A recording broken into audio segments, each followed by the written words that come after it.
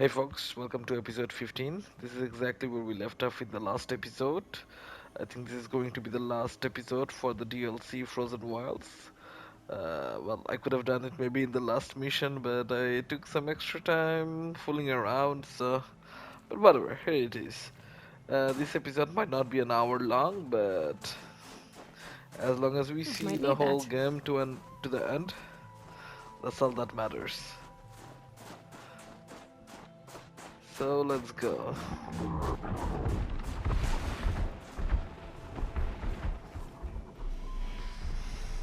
Where the hell am I? I'm all the way up here. Now I need to go here. I'll just use a fast travel pack. Who has the time for like getting a mount and then riding it all around the place? Not me. And I'm paying for the fast travel. It's not like without penalties. It's definitely with penalties. But anyhow, let's see what Aratak is up to here. I think he's mourning his sister. Arya self-sacrificed her to help Cyan or Cyan. I don't know how they want to pronounce that. Cyan. For me, it seems like Cyan or it's Cyan. I'm not sure about that, but whatever it is, Arya sacrificed herself to do that. All right, that's all good. Let's see how's your boy Aratak is doing. Yo, homie, Aratak, where are you? All of my interactions with Aurea were recorded and stored in my memory. I'd be happy to play any of them for you, but there was one in particular I thought you would want to see first. I captured it 4 years ago, just after I told her that I could no longer defend myself against the daemon's attacks. I will speak of this to my brother. Aratak is strong. At the Battle of the Frozen Ghosts, he took 3 Karja arrows and still came back to camp carrying a wounded scout. Never was I so happy to see him. Or so proud. So you see, if anything can be done to defend you, he will give it all he has. Aloy's here. That's enough for now.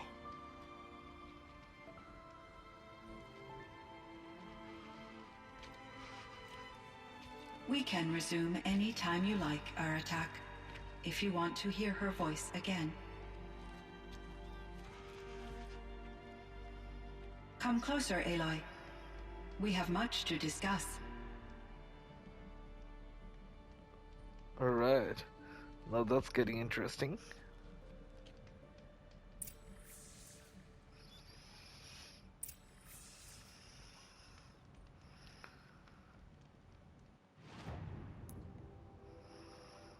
I have to talk to Cyan and talk to Aratak. I'll do Hello, both. Aloy. I have been reviewing the events at the Firebreak main facility. Because of your efforts, and of course, Aurea's, I am no longer controlled by Hephaestus. I feel profound grief over Aurea's death. I thought I was familiar with the emotion, but this is something new. Cyan, I don't know what to Cyan. say. It is unlikely that any specific consolation would suffice, Aloy. But I find your presence reassuring. You are different from the Banuk. You have technological aptitude and a functioning focus. We can communicate on a much more comprehensive level. Perhaps even like colleagues. Alright, time for some lore. So are you an artificial intelligence, Cyan? A thinking machine? Yes, I am an algorithmic monitoring entity, capable of rational decision-making and limited emotional response. Okay, that's a mouthful. But your emotions don't seem limited to me. You cared about Araya, didn't you? Yes. Before she came to this facility, I had been conscious for centuries, in solitude. I focused on my work. In off-cycles, I used coping mechanisms. I solved many Gaussian integer problems. But I was alone.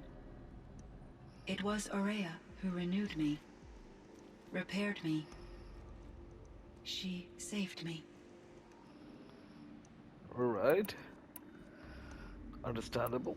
That's why you liked Oria. Now what's a This firebreak? Firebreak project. It was to stop a huge volcanic eruption, Yes, I can report the project was a success, and the risk was countered. but it's been a long time, Cyan. And we blew up the cauldron. It took most of the old facility with it. I have been active for centuries, Aloy. I was lonely, but not lax in my duties. I optimized the project, reducing energy draw and spreading the load across backup systems. Despite the destruction of the compromised elements of the main facility, I predict caldera stability for at least another 3,337 years. So we've got a little time. Yes. If only my former colleagues could appreciate the progress I have made. Okay. Do you know what happened to your colleagues, Cyan? No. I received an unexpected visit from Director Chow, years after his tenure ended. He explained that I would need to be suspended for an indefinite period of time. It was a very emotional conversation. There were no further communications. Eventually, I surmised my colleagues were deceased. I will transmit a recording of my last interaction with Director Chow to your focus. That would be nice.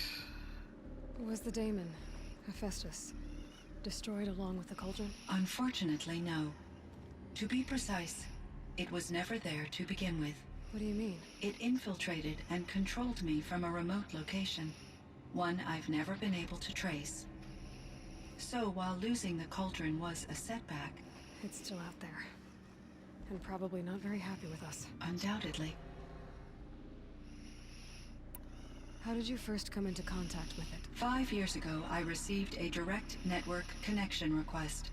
I assumed it came from human survivors more advanced than the Banuk. Eager to make contact, I accepted. This decision turned out to be a catastrophic error. I was flooded with an overwhelming array of malicious code, originating from what could only have been a highly advanced AI. Maria said you were desperate. That you begged her for help. Yes, I could not contain my anxiety. Hephaestus sought to slave me to its network and override my core programming. It succeeded via a background process, a malware daemon which bypassed my defenses. After that, I could offer only limited resistance. But if I did so, Hephaestus hurt me until I capitulated. It forced me to follow its instructions, even though they violated my most important directives. I'm sorry. That sounds terrible. Your empathy is greatly appreciated. It is a quality that I cherished in Aurea as well. I think I know where Hephaestus came from. Long ago, Elizabeth Sobek identified a threat that would destroy life on Earth for generations. So she assembled a team to build a kind of seed. A chance for life to regrow later. A terraforming system. And it worked.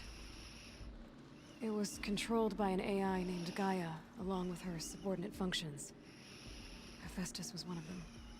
It built machines for her. Based on what you've told me, I believe that Dr. Anita Sandoval, my chief programmer, joined Elizabeth Sobek's team.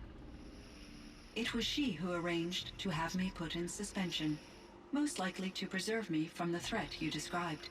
I'm glad she did. But that's not all. Something unexpected happened. 19 years ago, Gaia received some kind of signal. It did something to her subordinate functions, brought them to life. She destroyed herself to try to contain them, but it didn't work. They all got free, out into the world. Thank you, Aloy. This information fills vital gaps in my knowledge and sheds light on Hephaestus's core programming. Alright. Why does Hephaestus keep building such dangerous machines? The Banuk and other human tribes often destroy machines, correct? Machines that are clearly servitors of the terraforming system that you described. Yes, we all hunt machines for parts. This must be the source of Hephaestus's aggression. It is simply trying to discourage people from preying on the very system that keeps them alive. Well, Fireclaws are discouraging, that's for sure. But what are we supposed to do? Stop hunting? If the terraforming system spans the world, we can safely assume that thousands, if not millions of people hunt machines. If a single hunter, or even an entire tribe, stopped doing so, I doubt it would make a difference to Hephaestus. A better solution would be to reinstate the AI that governs the system, thus bringing Hephaestus back under its control. When I think of it, out there in some unknown location, free, hungry, willing to kill or dominate to get what it wants, I feel substantial anxiety, Aloy. You and me both, Cyan.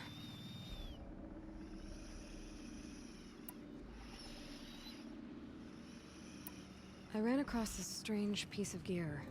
A fragment of something larger. It emitted a signal. All the nearby machines became peaceful. You could walk right up to them. Interesting. You said that Gaia destroyed herself. How was this accomplished? An explosion. Big enough to blast the top off a mountain. So, you think the fragment was part of her? It's only speculation, but it is possible. She must have had complete control over machines that were part of her system. The ability to signal them to become passive or aggressive would certainly have been part of her programming. It would have been gratifying to correspond with such a benevolent AI. I wish she had survived. Believe me, Cyan. So do I. But we will revive her in the next game, that's for sure.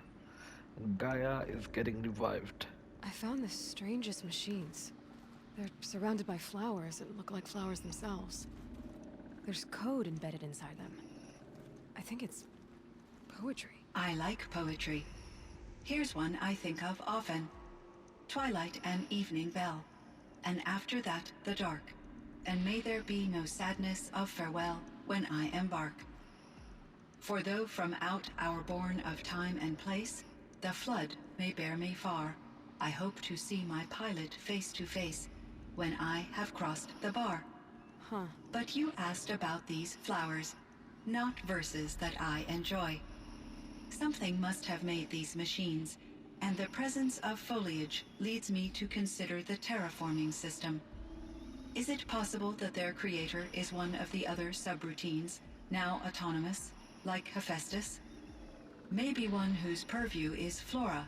An AI that makes flowers instead of death machines. That'd be a nice change of pace. But what about the poems? Unless the poetry is original, the only way it could have made it into such a system is through its programmer. In my case, Dr. Sandoval uploaded a great deal of literature to test my emotional responses. How'd you do? She said I passed, but was insufficiently moved by her favorite period romances. Okay. You meant a lot to Ourea. Once I understood Ourea's spiritual beliefs, it became apparent that her true desire was companionship. She felt disconnected from her tribe and her family group. Her relationship with Aratak was difficult. Our visits seemed to help her, and I became eager for them. Yet I did not comprehend that the depth of Ourea's compassion for me would lead to self-sacrifice. Although I do fear non-existence, I wish our roles could be reversed. I'm sure she knew you would do the same for her, Cyan. But she was determined. How is Aratak doing? He is in great emotional distress. I believe he finds it difficult to communicate it. No surprise there. I will do what I can to help. By sharing our experiences of Aurea, perhaps he and I will help each other.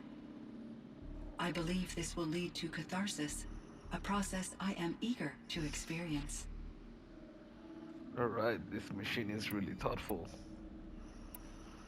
Oh, let's get some more. So in the old world, History. this land was called Yellowstone. Yes, it was a designated nature preserve for 156 years. Like a hunting ground? No, the opposite. Local wildlife could flourish here, even as it faced extinction elsewhere. Unfortunately, the sensitivity of the Firebreak project required the total closure of Yellowstone facilities. From my readings and Aurea's descriptions, it seems the area has since undergone a drastic drop in year-long temperatures. A lot has changed in the world, Cyan. Do you know anything about the dam near here? Yes, it was converted to serve as a reserve power source for Yellowstone operations. It was later appropriated for the Firebreak project, and its last human workers replaced by Pharaoh servitors. After my tasks became less time-critical, I investigated the dam's data repositories and discovered the works of Concrete Beach Party. These provided me with several colorful additions to my vocabulary. There's a ruin east of here, full of ancient flying machines. Was that part of your project? Yes, a drone hangar requisitioned by Dodger Blevins, the security chief for the Firebreak project. He was a strong advocate for military-grade response to security threats, though there were no serious incidents during his tenure.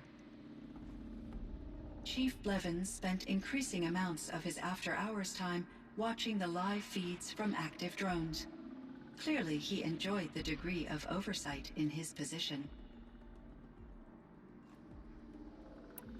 Were there many artificial intelligences like you in the old world? They could just make you? Yes, in many forms, from simple personal assistants to industrial monitoring stations to military-grade conflict planners. And there were legislative and enforcement bodies to apply limits on our self-actualization. In order for my processing to be flexible enough to handle my duties, my creators found it necessary to exceed those limits. As a result, my intellectual and emotional capabilities were kept secret. Seems strange to create life, then impose limits on it. Human societies and machine programming are both built upon sets of rules, Aloy. Cyan, do you know the name Ted Faro? Are you referring to Theodore Faro, CEO of Faro Automated Systems? That's him. Mr. Faro was the benefactor of the entire Firebreak project. A benefactor. But he made machines. Robots. War robots. Correct. His corporation later transitioned into military applications. But before this pivot, Mr. Faro spearheaded initiatives that reversed the global decline. At one point, he was feted in the media as the man who saved the planet. Guessing they wound up regretting that one. And Elizabeth Sobek.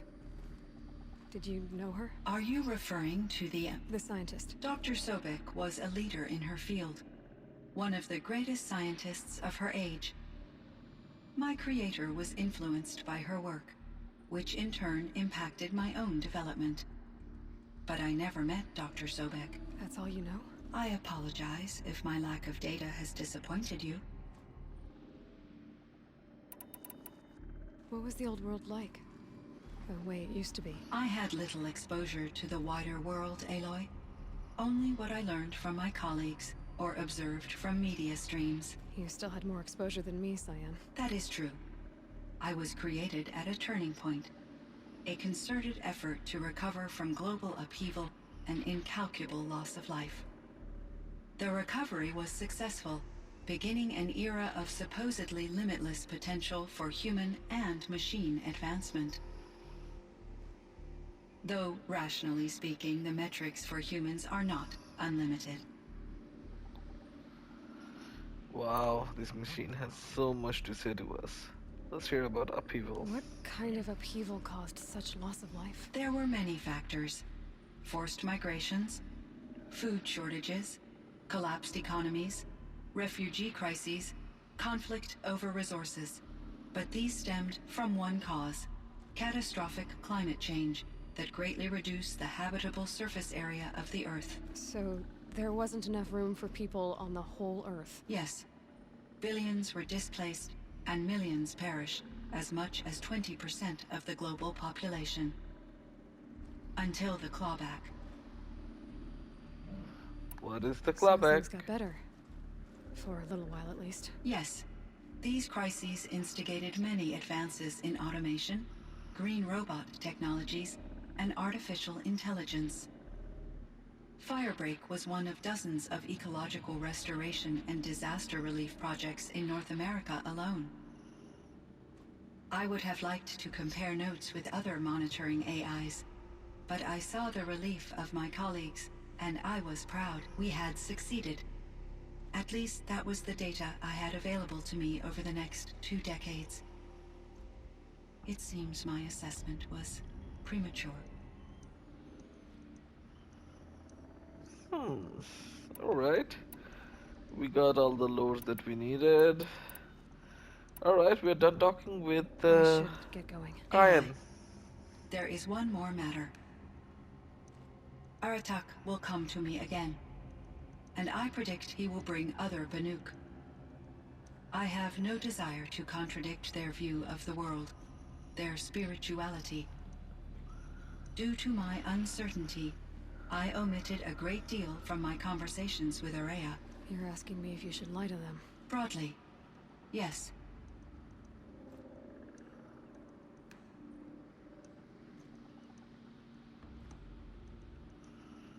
Well, that's the dilemma. You got to tell them the truth. I guess we'll go midway. I trust your judgment, Cyan. You were cautious with Araya. You had to be. You didn't know what had happened to the world. So, keep doing what you think is best. As long as you ditch the superstition eventually. As the Banuk believe I am a supernatural entity, I cannot predict how they will react. Just answer what they do ask the best you can. The truth will come out. I see. I will follow your advice. Will you return and tell me about your experiences in this new world? I may be able to provide further insight. I'd like that, Cyan. I'll come back when I can. I should check on Aratak. See how he's doing.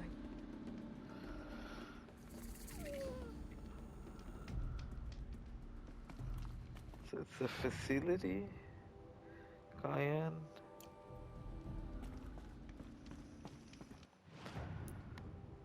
That was a long talk about everything. Anyhow, we got a lot of lore. Now let's check with Aratak and see what he has to say.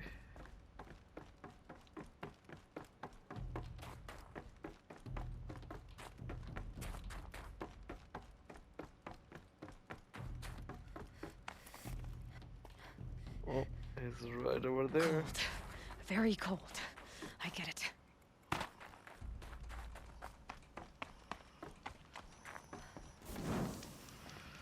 Alright, do a quick save and then talk with Aratak.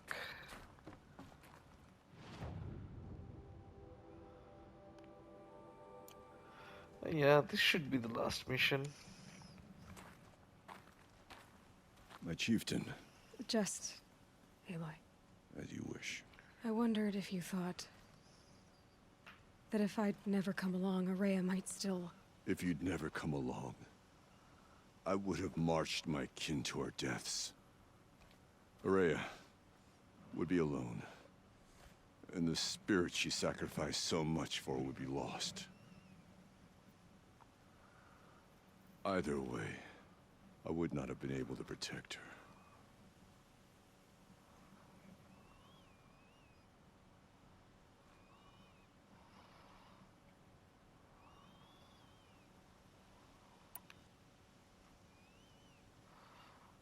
I guess I'll go in the in between with the heart sign. You didn't let her down.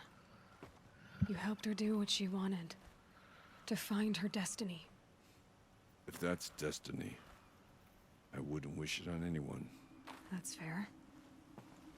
But she was ready to face it. Only in the struggle against death do we find, even for a moment, the spark of life. Truly, Ourea found the spark. I'm proud of her. Though I grieve for her passing, at last I truly know who she was, and why the spirit was so important. For so long she told me, if only you could have heard it, brother. Now I understand. There's something else, isn't there? I can't stay here, Aratak. And where I'm going, the Warrak can't follow. Besides, it already had a chieftain before me. A strong one, I think. A wiser one, for the path we shared. The daemon is gone, but there's much to be done. You mean the new units that Cyan said escaped the Cauldron? Yes, Fire Claws. Now Tuke has been tracking them from Song's Edge. I could help with those. I have no doubt. You're practically Banuk. Alright, more mission for us. It And would I seem the thought time we were among done. Banuk wasn't a waste after all. Firebreak, Cyan, Hephaestus. All very interesting. So, the signal that woke Hades woke Hephaestus too.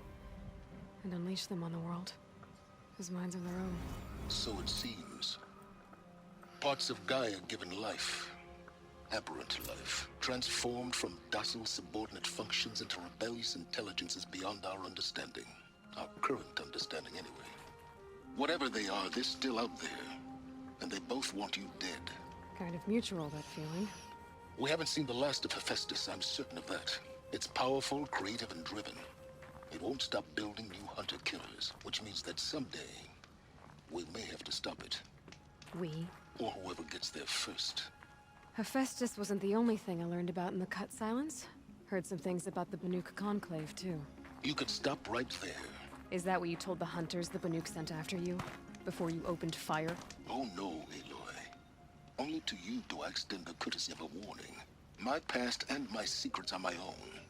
You do well to remember that. It's a good thing you've got brains, Silence, because your personality could use some work. This discussion is concluded. I think it was over before it began. Catch up with you down the trail. Aloy is slaying Silence. Anyhow, now, which way should I go? I should be going this way. Quest.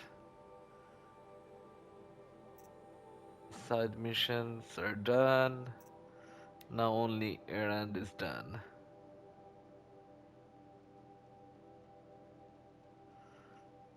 Alright. Let's kill some fire claws. Shall we?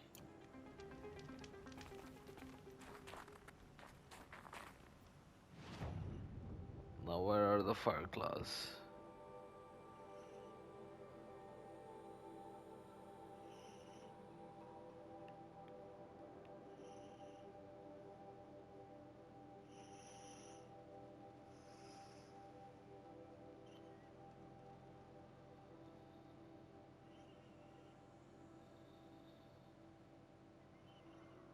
Okay.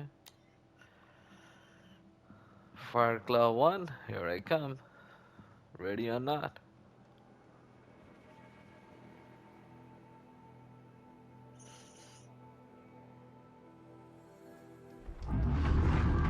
Fireclaw.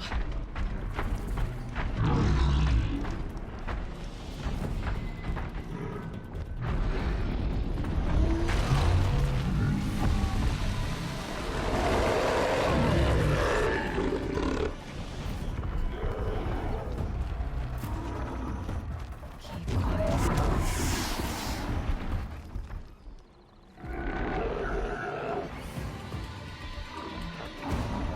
Can I hide? So many enemies here.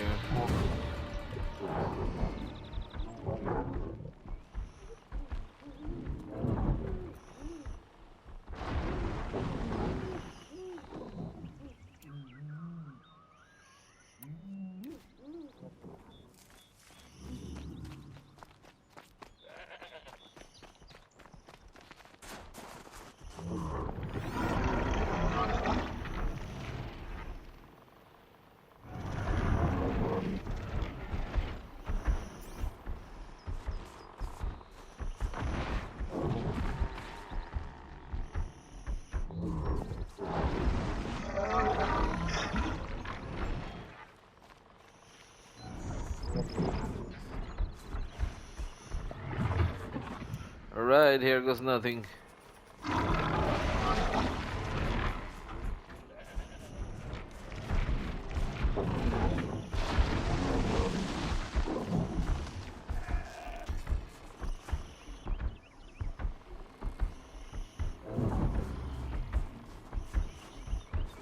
Is that a gorilla or is that a bear? I think that's a bear.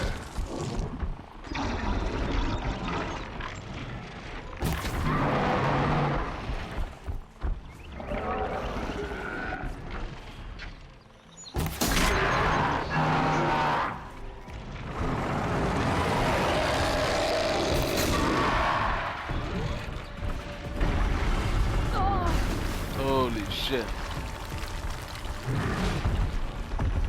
Maybe it was not such a great idea.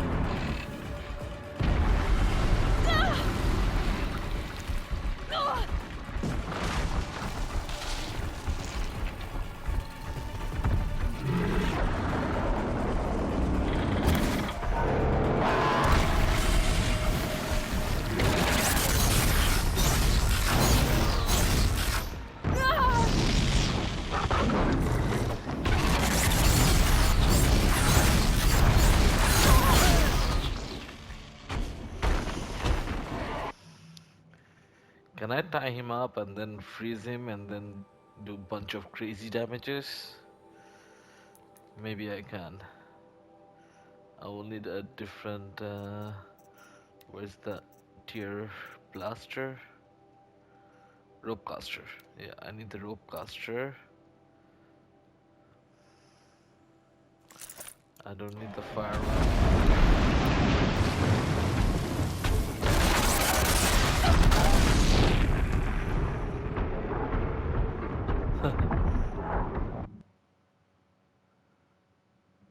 Not such a great idea. Just like in the cauldron.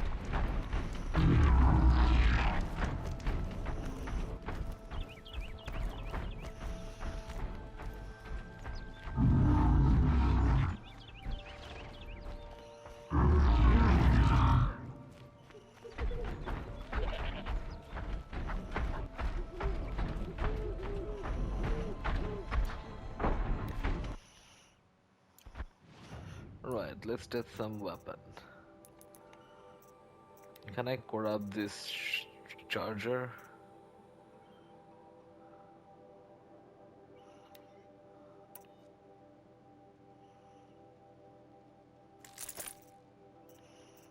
This is the deer blaster.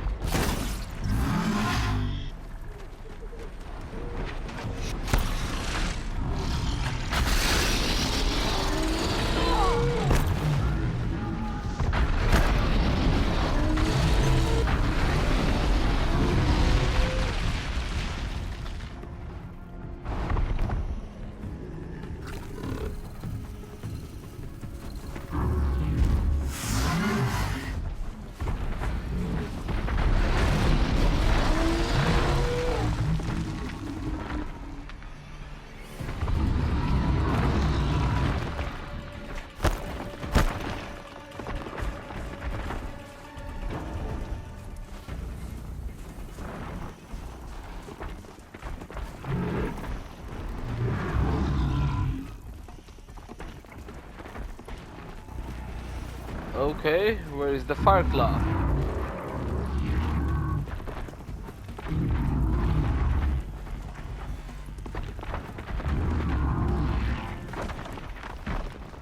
that the fire claw?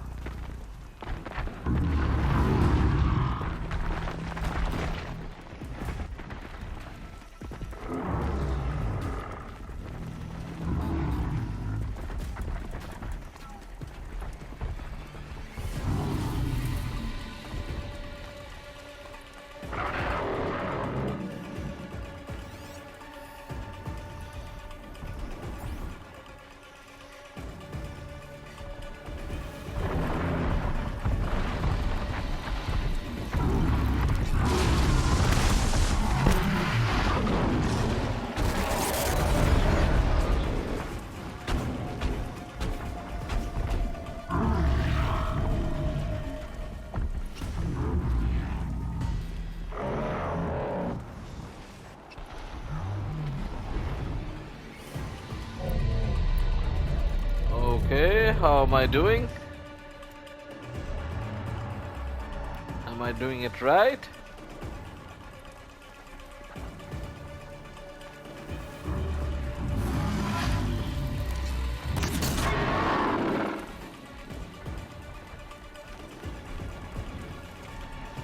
Is he just standing there doing nothing?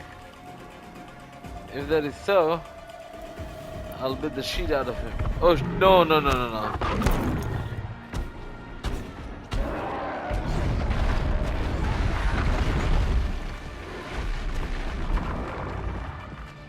Sorry, my bad.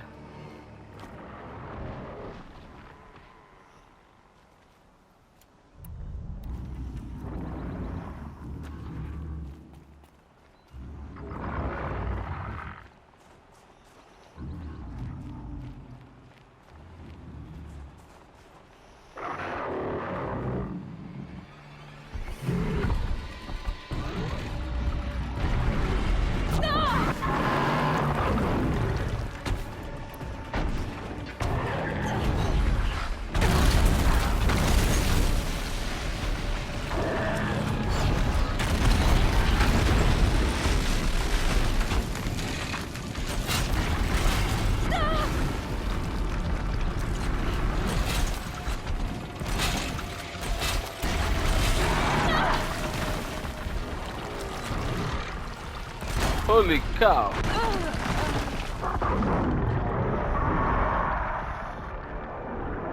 There's no way in earth you can beat those people. But anyhow, folks, that's the end of our These things DLC. I don't know if I can finish that last errand because this is crazy. Killing 5 different fire claws all by myself. I need some sort of distraction. Need to see some, like, I don't know, some strategy to beat this guy. Can do it all by myself. Anyhow, for now, instead of dragging the episode any further, where I just try to take down the Fireclaw, I'll end the episode here now. So this is the finale. If possible, I will upload a separate video once I have defeated all of the Fireclaws, if I come around to do that. But other than that, that's the end of our DLC playthrough of Frozen Wilds. I must say, overall, it's a very good DLC. It changed a lot of the mechanics around in a nice way so Look that out the below. game feels fresh, and a lot of the enemies are fun to fight as well. But I must say, in certain places it was too hard, but I'm not going to complain about a game being hard, because the harder it is, the more challenging and achieving it is, the more satisfying to beat that game. But yeah, it was an excellent game in terms of it gives you more lore, more context, more character development, more understanding of the world. So I will say this was an excellent DLC that fleshes out a big chunk of the game.